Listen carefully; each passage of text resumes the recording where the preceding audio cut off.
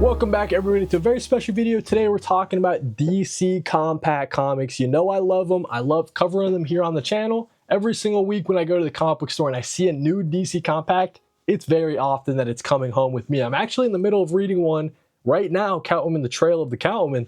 You guys can expect this one to be on a future recommendation list, but I've got 5 here and I want to go through them. Let me know down below in the comments, what is your favorite DC Compact? Which one would you recommend to other readers? And hopefully we can get a good discussion going, because I think DC Compacts are a great way to get people into the hobby. With that being said, I want to talk about Green Arrow Year 1. This is so sick, man. Andy Diggle and Jock bring us a real interesting look at Oliver Queen and a new sort of retelling of his origin story.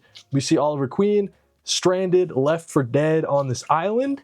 He kind of comes to learning how to hunt, learning how to master the bow and arrow. He uncovers the fact that on this island, there's like a drug trade going. There's people that have been enslaved. And so Ollie takes it upon himself to free the people, to stop the drug trade flowing through this island and become the Green Arrow he was always destined to be. Everyone knows Jock as an artist. I really enjoy Jock's stuff. I've seen it in the series with Scott Snyder, like Witches. It's one of my favorite Image comic series, but it's real cool seeing him do his take for Green Arrow. You see sort of the lore behind Green Arrow sort of come together, him coming up with the trick arrows and coming up with the costume and stuff like that. I think Green Arrow Year 1 is a must pick up for those that are looking to just read some great DC stories, but especially in this compact format. A little bit on the skinnier side, but it's a real great story. You guys will really appreciate having it on your shelves.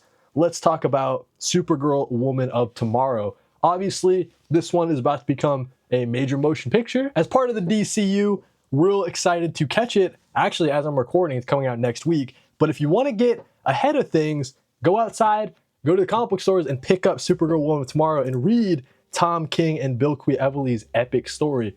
Obviously features Supergirl, this girl Ruthie, and they go on a sort of revenge quest. We've seen this kind of, relationship form in other types of media, but it's real fun seeing Supergirl and this girl Ruthie go on a galaxy-spanning quest to avenge Ruthie's father, essentially, and track down this mass murder. They go from planet to planet, kind of seeing all the damage and all the death that this killer has left in his wake. The way the story sort of builds, and especially at that climax, it's some really interesting stuff and gives a great look behind the scenes on the Supergirl character and how she's different from Kal-El, sort of living in the shadow of her cousin, but she's a great character in her own right. And I think that Tom King really nailed the characterization here. It's such a compelling and thoughtful story.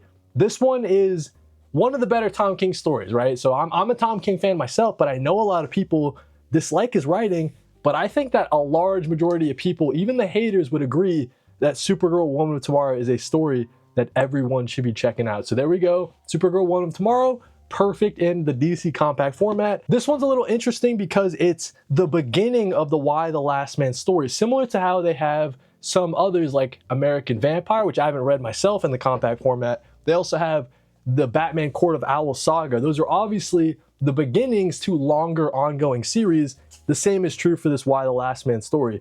This is just the beginning of Brian K. Vaughan and Pia Guerra's well-acclaimed series. This is my first time reading this material.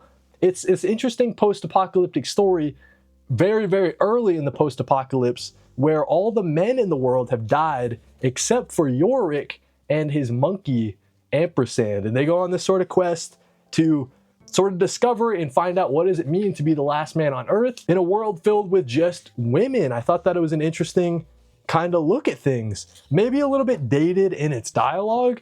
I'm finding that to be something I say about Brian K. Vaughan's stories just in general. The more I read of his older stuff, kind of dated on the dialogue, but I think that Yorick is a really strong character. Not perfect by any means. It's real fun seeing him sort of learn and have these really introspective moments. And I think that this gave me a great little sampler taste to the rest of the Y the Last Man story. And it's something that I want to continue reading. Might have to pick it up in a compendium or something like that.